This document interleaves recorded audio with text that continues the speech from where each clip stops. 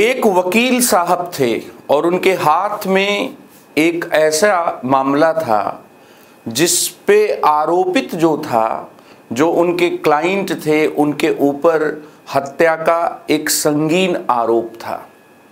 मामला कुछ ऐसा पेचीदा था कि अगर वकील साहब की तरफ से जिरह में, बहस में या किसी भी चीज़ में कहीं पर भी कमजोरी होती तो आरोप सिद्ध होंगे, और आरोप सिद्ध होते तो उनके जो जिसकी तरफ से वकील साहब मुकदमा लड़ रहे थे, जिसका उन्होंने केस अपने हाथ में लिया था, उस अभियुक्त को फांसी हो जाती।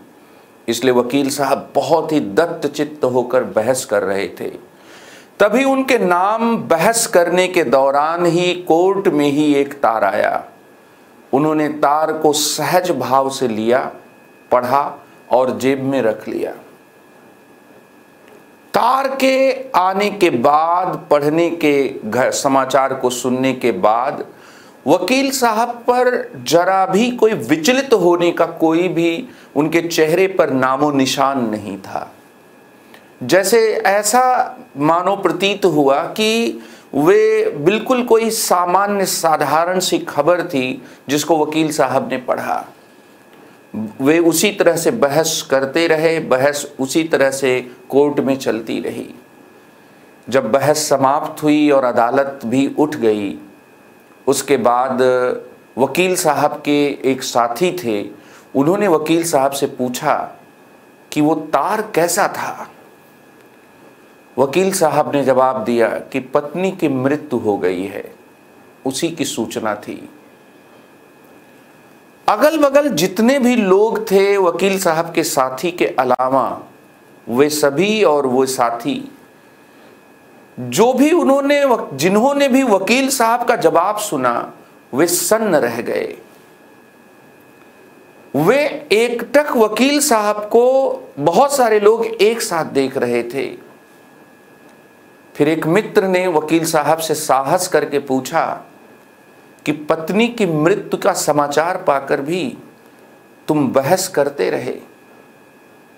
वकील साहब बोले, और क्या करता, वह तो चली गई थी, अभियुक्त को भी चले जाने देता।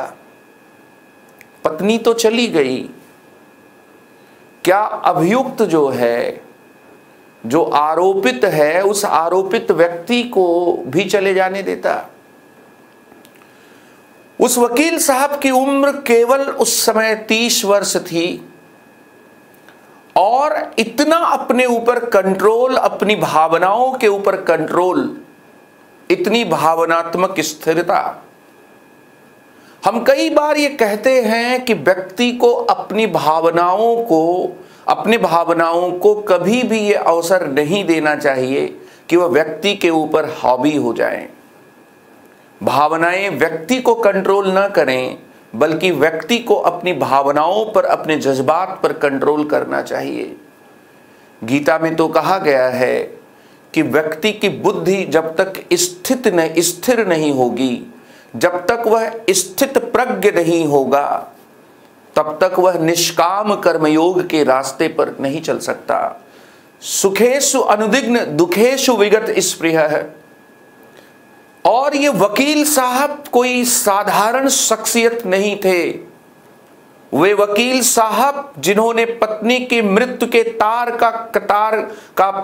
को पाकर भी बहस करते रहे, वे भारत के लौह पुरुष सरदार वल्लभ भाई पटेल थे।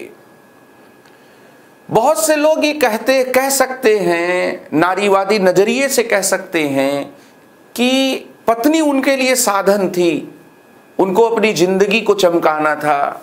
लेकिन ये बात तब सही होती जब उनकी लाइफ एज इट इज चलती रहती और उनके जीवन में जो अभाव पैदा हुआ, उन्होंने किसी दूसरे से भरने की कोशिश की होती।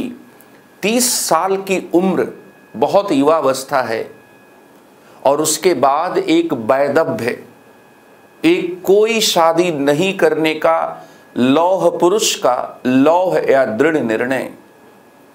सरदार वल्लभ भाई पटेल उन लोगों में से नहीं थे जो अपनी भावनाओं को, अपने जज्बात को कभी भी बाहर आने देते थे।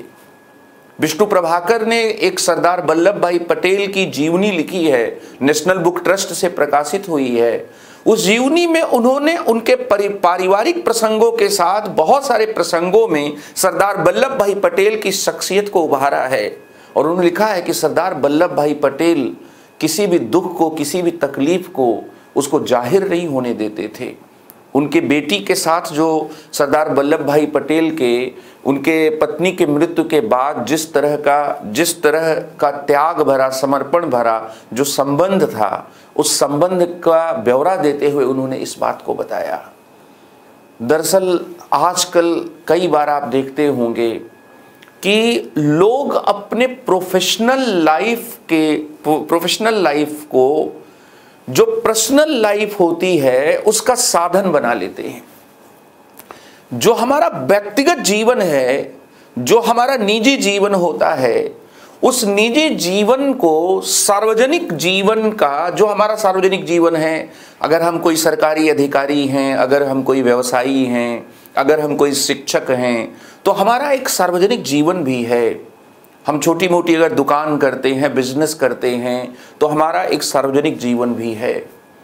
उस सार्वजनिक जीवन को हम अपने व्यक्तिक या निजी जीवन का साधन बनाएं, या अपने निजी जीवन या व्यक्तिक जीवन को उस सार्वजनिक जीवन का साधन बनाएं। प्राथमिकता किसको दें, यह व्यक्ति के ऊपर निर्भर करता है। लेकिन महानता के जितने भी बड़े उदाहरण हैं, उसमें आप ये देखेंगे कि जितने भी महान नेता रहे हैं, उन्होंने हमेशा अपने सार्वजनिक जो जीवन है, उस सार्वजनिक जीवन को उन्होंने क्या है, तवज्जो दिया। सार्वजनिक जीवन को उन्होंने प्राथमिकता दी, और इस क्रम में उन्हें बहुत बड़ा त्याग, बहुत बड़ी कुर्बानी, बहुत बड़ा बलिदान भी क्या है करना पड़ा। महात्मा गांधी के जीवन को उठाकर देख लीजिए, जवाहरलाल नेहरू के जीवन को उठाकर देख लीजिए, सरदार वल्लभ भाई पटेल के जीवन को उठाकर देख लीजिए, डॉक्टर भीमराव अंबेडकर के जीवन को उठाकर देख लीजिए।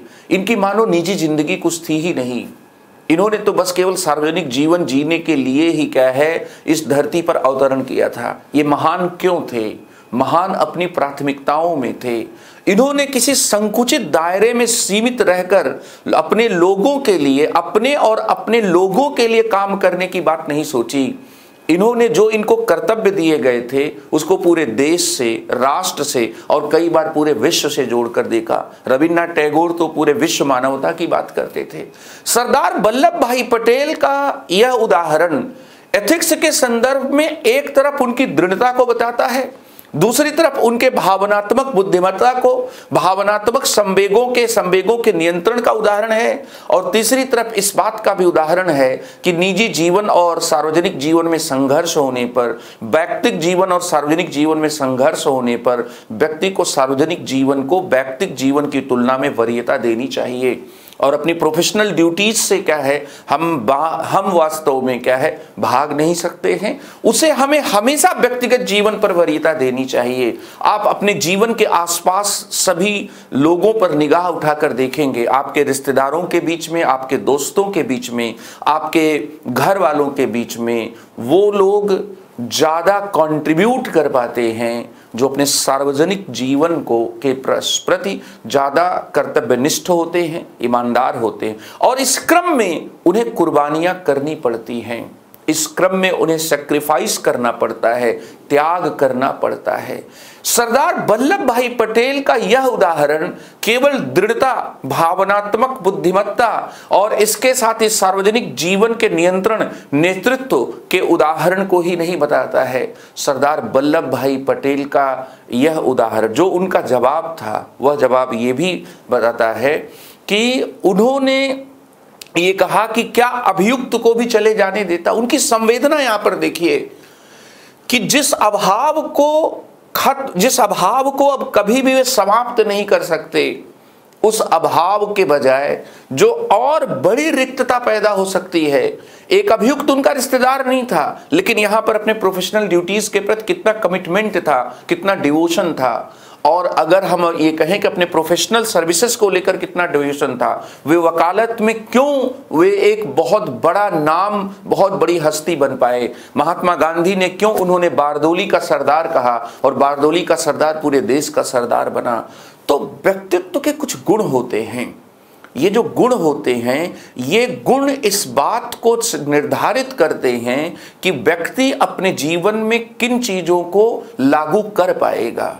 और ये कहा जाता है कि जो गुण होते हैं, ये गुण अरस्तु कहा करते थे कि जब व्यक्ति अपनी अतिवादी किस्म की जो प्रवृत्तियां होती हैं, जो अतिवादी भावनाएं होती हैं, जब इनको कंट्रोल करता है, तब वह क्या है, तब वह गुणों का उसमें क्या है, विकास होता है। और इसीलिए सरदार वल्लभ भाई पटेल का यह उदाहरण दरअसल इस नियंत्रण को या गुणों के, सद्गुणों के विकास का भी उदाहरण है। और इतना ही नहीं, सरदार वल्लभ भाई पटेल का यह उदाहरण दरअसल गीता के उस स्थित प्रज्ञ के आदर्श की आप इसमें झांकी देख सकते हैं कि सुखेश अनुदिग्न दुखेश विगत स्पृहा। तो ये सभी चीज़ें क्या है, बहुत इंपॉर्टेंट है। सचिन तेंदुलकर का आप उनके जो जीवन के बारे में पढ़ेंगे तो जब उनके पिता की मृत्यु हुई थी तो पिता से बहुत अटैचमेंट रखने की वजह से सचिन तेंदुलकर अपने खेल पर ध्यान नहीं दे पा रहे थे, लेकिन उन्होंने अपने को खेल से अलग करके दरअसल इस घटना का सामना नहीं किया। उन्होंने अपने आप को खेल में लगाए रखकर और अपने खेल के द्वारा अपने पिता को श्रद्धांजलि दी। तो इसीलिए आप ये पाएंगे कि जीवन में कर्म करते रहें और किसी भी प्रकार का अहंकार न पालें। इस प्रकार की भी बात भारत के कई महान व्यक्तित्वों के जीवन दर्शन में आपको दिखेगी। ये श्रीधरन साहब ये कहते हैं कि कार्यम करोति ना किंचित अहम करोति। योग वशिष्ठ रामायण की ये जो पंक्तियां हैं, ये इस बात को बताती कि कर्म करते रहो, कर्म करते रहो, अहम मत करो। दरअसल कर्म करने के रास्ते पर जब आप रहेंगे तो आप बहुत सी बाधाओं को पार भी कर ले जाएंगे। तो सरदार वल्लभ भाई पटेल का यह जो जीवन दर्शन है या यह जो घटना है, यह मल्टी फेसेट डायमेंशन में हम इसको क्या है, इससे सबक क्या है हम ले सकते हैं। बहुत बहुत धन्यवाद।